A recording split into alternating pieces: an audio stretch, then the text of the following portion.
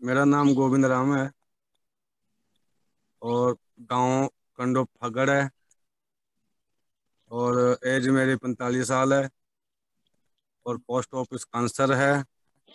East Sirmaur है, हिमाचल प्रदेश से रहना वाला। उमा उमा देवी, सन ऑफ श्री शैलेंद्र सिंह, मेरे भाई थे ना। और मैंने उनसे गोद ले रखी थी वो बेटी अपनी। और 18.5 साल उसकी उम्र थी।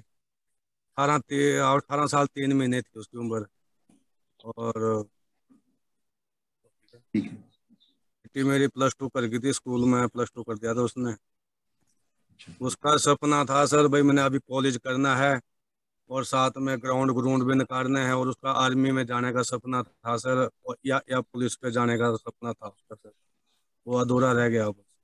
तो कोई दिक्कत नहीं थी, इससे पहले कोई दिक्कत नहीं थी सर। ना कभी बीमार हुई सर, ना कभी हॉस्पिटल में गई, ना एडमिट रही, कभी कुछ नहीं हुआ उसको। 2 तारीख को सर, 2 अगस्त, और टाइम 3:23 पे। ठीक है। नहीं सर, कुछ नहीं दिया, सिर्फ उन्होंने आधार कार्ड मांगा उसका, और उसके आधार कार्ड के तौर पर उन्होंने इंजेक्शन दे दिया सर। अब टीका लगाने के बाद तो उसको कोई दिक्कत हुई नहीं सर। पहले वो उसने जैसे टीका लगाया, उसके मामे के घर वहीं नजदीक में है, अपने मामे के घर चली गई सर। और इसकी मम्मियाँ साथ में थी, दोनों 2 मामी है इसके सर, दोनों साथ में चली गई थी। और फिर शाम को वहां से बस आती है सर, HRTC बस। उस बस में घर पहुंची हो, और घर में कोई 6:10 की बात है सर, जब उसकी तबीयत अचानक बिगड़ी गई थी सर, ज्यादा घर में आके बिगड़ी सर। फिर वो सर बोल नहीं पाई कुछ नहीं, आंखें उसकी बंद हो गई थी सर। उसके बाद मैंने उसको यहाँ से 10 मिनट मिनट के बाद में उसको उठा के वहाँ ददाऊ हॉस्पिटल पहुंचा दिया था सर। वहाँ कोई ट्रीटमेंट नहीं हुआ सर, कोई ऑक्सीजन नहीं लगा सर, सिर्फ एक ग्लूकोज की बोतल लगाई गई सर। फिर मैंने वहाँ से आधे घंटे के बाद मैंने उनको पूछा भी आपके बस का है या नहीं भी है।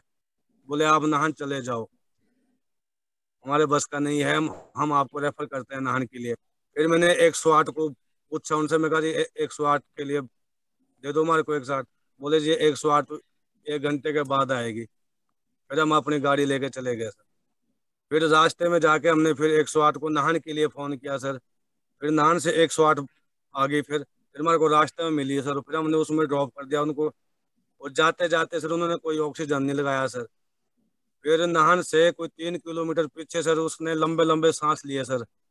फिर मैंने जो उसमें डॉक्टर था बैठा हुआ, मैंने डॉक्टर को बोला, मैं कहा सर इसको कुछ हो रहा है पीछे। 3 सांस लिए उसने, लास्ट सांस थे सर वो। उसके बाद लगा रहा हूँ ऑक्सीजन, फिर पहले कोई ऑक्सीजन नहीं लगाया सर। फिर हम सिविल हॉस्पिटल नाहन पहुंचे सर।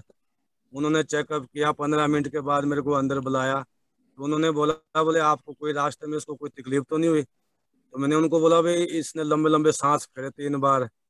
बोलिए तो उसी टाइम वहीं इनकी डेथ हो गई थी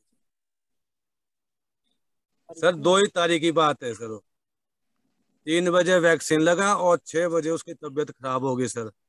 इतनी तबीयत खराब हो गई कि उसको, मतलब ये हो गया भाई, अपना शरीर टूटना हो गया, मतलब इधर उधर हाथ पाँव पाँव मारती रही सर वो, बहुत ज्यादा। और जुबान उसी टाइम उसकी बंद हो गई थी सर, आंखें भी बंद हो गई थी। मतलब और नौ बेचैनी चालीस होगी पे उसको। सर, 9:40 पे उसका देहांत हो गया था सर। रास्ते में मैं नाहन नहीं पहुंच सकता सर, वहां तक नहीं पहुंच पाया सर। फिर तो मैं डेड बॉडी लेके चला गया सर, अब मेरे को क्या पता सर। उन्होंने फिर बताया भी, ये तो 15 मिनट पहले इसका तो देहांत हो चुका था हम्म। सर। बॉडी तो वहीं थी सर। उन्होंने बोला, मैंने मैंने उनको बोला भी मेरी बॉडी दे दो वापस। बोले नहीं अभी नहीं, पुलिस केस होएगा और पोस्टमार्टम करके आपको बॉडी दी जाएगी। नहीं सर, कुछ नहीं आया सर। हमारे यहाँ वो आया जो आशा वर्कर है ना इस टाइम यहाँ हमारे इसमें, वो हमारे घर पहुंचे। बाकी कोई नहीं आ रहा सर। बस यही पूछा, हमारे को तो बड़ा दुख की बात हो गई भाई, अब कैसे हो गया, क्या हो गया। अब हम भी उसको उनको क्या बोले फिर। हम्म। मैं कहा क्या। चलो कोई बात नहीं है, तो आपने तो किया नहीं है ये। बिल्कुल। सर प्रशासन का कोई बंदा आया और आप ना बोले ही सर। कोई पुलिस का बंदा, ना कोई हॉस्पिटल का बंदा, उसके बाद ना कोई रिपोर्ट के बारे में कुछ भी मतलब बताया नहीं गया हमारे को अभी तक। नहीं सर, सिर्फ मेरे पास एक कार्ड वहाँ का है, जो सिविल हॉस्पिटल दुदाऊ था ना, जहाँ मैं पहले लेके चला गया था, बस वहाँ की पर्ची है मेरे पास एक, बाकी नान का मेरे पास कोई डाटा नहीं है। ये मम्मी है सर, लड़के की मम्मी, दो मम्मी, ये दोनों मम्मी साथ में थी सर, दोनों माताएं। हमको सर इंसाफ चाहिए, हमको और कुछ नहीं चाहिए। बाकी बोल नहीं सकते, इनका भी गले बैठ गया सर रो रो के। हमारी बेटी का सब अधूरा रह गया। उसका सपना आर्मी में जाने का था सर, और पुलिस में जाने का सब अधूरा रह चुका है सर। अब बताओ आप क्या करें सर हम। बिल्कुल। अब कब उस लोगों को क्या मैसेज देना चाहते हैं आप? लोगों को क्या कहना चाहते हैं आप हिमाचल में कि लोग दूसरे लोग बिल्कुल ना लगाए हैं, जो उनके साथ इस तरह का हादसा हो सकता है? अरे इसका मतलब ये छानबीन होनी चाहिए कि किस कारण ये मृत्यु हुई, क्योंकि कल को कोई दूसरे के साथ ये हादसा ना हो, ना हो किसी सर। और के साथ। हमारी बेटी के साथ तो सर हो गया सर, इसका पर आगे मतलब के लिए, इसके लिए थोड़ा समाधान देखना सर इसका। लग रहे हैं सर, कोई टिक्का नहीं लगाएगा सर अब, जब तक इसका निर्णय नहीं हुआ। और इसकी बिल्कुल। सर जो रिपोर्ट है वो निष्पक्ष आनी चाहिए सर, ये ना हो निष्पक्ष कि होनी चाहिए। फिर बदल हो जाए। उसमें कोई फेरबदल नहीं होना चाहिए सर। बिल्कुल या बिल्कुल। आप स्पष्ट कर रहा हूँ सर मैं। संदेश क्या किसी और के साथ ऐसी घटना ना हो, बस हमारा तो यही है। क्योंकि सर वो अपने मुंह से ना कुछ बोल सकी, ना देख सकी, ना ये बता सकी कहाँ दर्द हुई, क्या हुआ, बस तड़पन हुई सर। मेरी बहन का सपना पूरा और सपना तो अधूरा रह गया, अब उसका अब क्या करें सर। बिल्कुल। मेरे साथ शुरू से पढ़ती है मेरे साथ ही, हमने कॉलेज में था मैं, उसने एडमिशन लेनी थी, पर मेरी बहन जो बड़ी है उसका फाइनल ईयर था, उसके पेपर थे, अभी वजह वैक्सीन लगी, तो वो डर गई कि मेरी एडमिशन ना हो, फिर उसकी वैक्सीन लगवाया। किसी ने पर्सनली कुछ नहीं कहा कुछ कि नहीं आप कह वैक्सीन लगवाओ, वो एडमिशन लेनी थी उसने मेरे साथ कॉलेज में। फिर मेरी बहन है जो थर्ड ईयर में है, उसके पेपर तभी हुए जब वैक्सीन लगी हुई थी उसे, फिर उसने तभी लगवाई कि कहीं मेरा एडमिशन ना हो किसी कारण, तब लगवाई उसने वैक्सीन। और इधर 18 साल जो हो रखा है, एक दिन ऊपर ही 18 से, फिर भी वैक्सीन लगे। सर मैं गांव से हूँ, खास रिश्तेदारी से हूँ। जो ये लड़की का हादसा हुआ बहुत ही दुख दुख की बात है सर।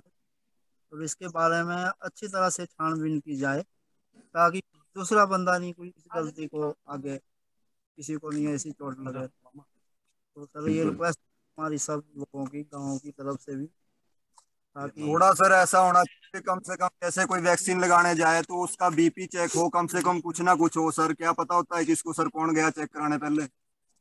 सही, वैसे बिल्कुल सही बात बताई है। उसके नहीं लिए नहीं, देखो मेरी बात सुनो आप। जो है सरकार को ऑर्डर है कोर्ट के कि ये पहले लोगों को जागरूक किया जाए कि इससे बुखार आ सकता है, इससे जो है आपकी डेथ भी हो सकती है, इसके बहुत सारे साइड इफेक्ट। लेकिन सरकार वो छुपा रही है क्योंकि जनता चुप बैठी हुई है। इसलिए हम सबको आवाज उठानी पड़ेगी और सरकार को बोलना पड़ेगा। और ये जिम्मेदारी है उनकी, वो आशा वर्कर है ना जो, उसकी भी जिम्मेदारी है। और जितने भी हॉस्पिटल वगैरह जहाँ पर वो वैक्सीनेशन सेंटर होता है, उनकी भी जिम्मेदारी है। पहले वो बताए, वहां पर बोर्ड लगाए बाहर। ये हम सबको आवाज उठानी पड़ेगी कि बोर्ड लगाया जाए और पूरा डिटेल में उसमें बताया जाए कि अगर वैक्सीन आप लेंगे तो उसके क्या फायदे हैं और क्या नुकसान है। ये सरकार की जिम्मेदारी है। और सरकार भेड़ बकरियों की तरह थोड़ी ना लोगों को मारेंगे।